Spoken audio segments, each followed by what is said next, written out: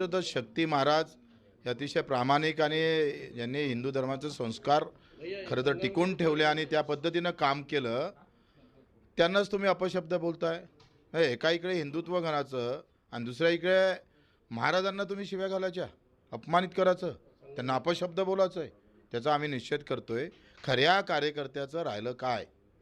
म्हणजे केंद्रात आणि राज्यात तुमची सत्ता आहे. तुम्ही तर शेवटच्या कार्यकर्त्याला नगरसेवक करता आलं पाहिजे ना. ज्याच्याजवळ एक खडकू नाही त्याला तुम्ही नगरसेवक केलं असतं तर मग तुमच्या किमाले आम्ही खरं तर मानलं असतं. अरे तुमच्यासाठी हे रगरग धावले रे बाबा. यांनी पैसे खर्च केले, तो घरावर तुळशीपत्र ठेवलं आणि असं काम करत असताना ज्यांनी आमदार बनवलं तो आता आमदार ऐकत नाही. इथं बी जे पीचा आमदार आहे कोण? एक फक्त अडसर जर सोडला तर सगळे बाहेरून बोलावले यांनी. राजेश वानकडे, तो तायडे, तो तुमचा काय म्हणते तो केवलराम, दुसरं कोण आहे ते तिवश्या मोर्शीचे. एकही बी जे पीचा माणूस नाही. बी जे पीतल्या कार्यकर्त्यांना फक्त अंगावर गुन्हे दाखल करून घ्यायचे आणि ह्या सगळ्या नेत्यांसाठी मस्त व्यवस्था करून ठेवायची. हम खाएंगे आप खिलाओ.